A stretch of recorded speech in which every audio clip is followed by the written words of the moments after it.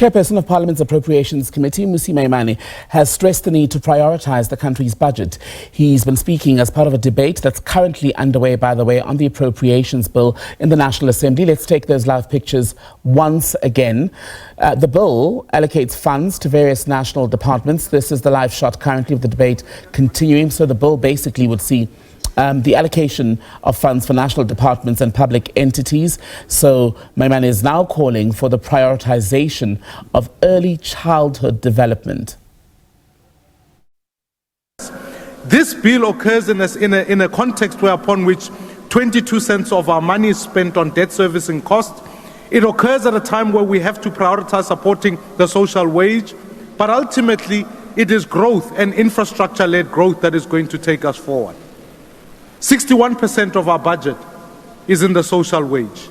And if we are not careful in how we prioritize budgeting, honorable members, in the outer year of this medium term, we will be spending more on social grants than we do, in fact, on any other economic area.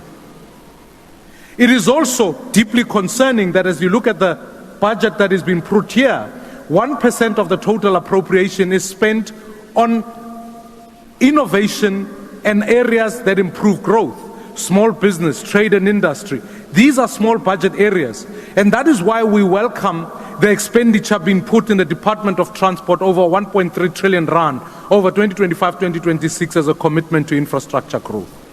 It's going to be important, honorable members, as I want to anchor this discussion to say, let us also focus on reforms. That is why the Department of Public Works and Infrastructure must continue to audit all and identify abandoned and underutilized state assets.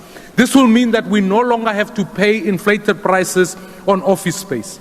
It's important that the Department of Public Service and Administration must expeditely audit ghost workers and ensure that we conduct lifestyle audits across all departments. Fellow South Africans, as we continue this process, especially in the medium term, let us prioritize the funding of ECD centers. If our kids don't start school well, they don't finish well. Let's ensure that we fund the money that has been in the gap for PEPFAR, and as we face geopolitical wars.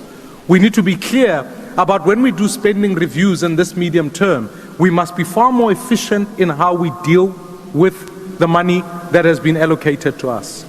And that ultimately, future policy and budgetary direction around COVID-19 must be clarified sooner rather than later as we begin next year's budget process.